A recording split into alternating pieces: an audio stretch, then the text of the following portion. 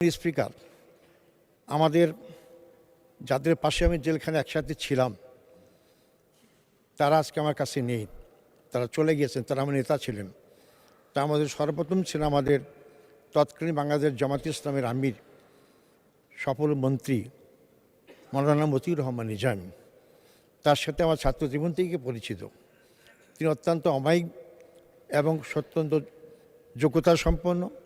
তিনি অত্যন্ত সফলভাবে তার দুটি মন্ত্রণালয় পরিচালনা করেছেন এবং তার বিরুদ্ধে কেউ একটি টাকার আত্মসাতের কোনো অভিযোগ পেশ করতে পারেনি। তিনি আজকে আমাদের কাছ থেকে চলে গেছেন।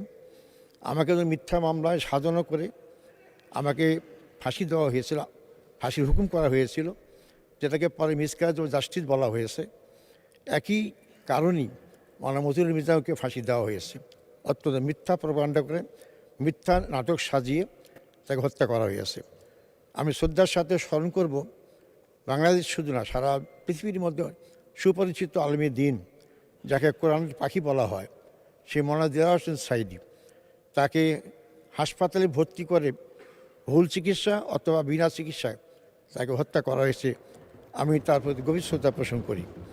আজকে যারা আমাদের কাছ থেকে বিদায় নিয়েছেন তার মধ্যে আমাদের সফল মন্ত্রী তৎকালীন বাংলাদেশ জামাত ইসলামীর সেক্রেটারি জেনারেল জনাব আলী হাসান মুজাহিদ, তাকে একই মামলায় হত্যা করা হয়েছে।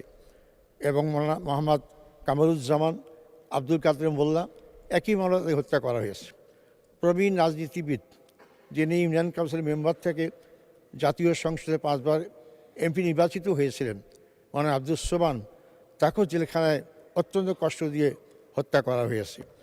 মাননীয় স্পিকার, আমি যারা আরও অনেক নাম আছেন এবং জুলাই যোদ্ধা শহীদ আছেন, আমি তাদের সবাইকে শ্রদ্ধার সাথে স্মরণ করি, তাদের শোকশান্ত পরিবারের প্রতি সমবেদনা জ্ঞাপন করি এবং আল্লাহর কাছে কায়েমত দোয়া করি আল্লাহ তাদের সব নেক আমল কবুল করেন এবং জান্নাতের উচ্চতম দান করেন, জান্নাতুল ফেরদৌস দান করেন।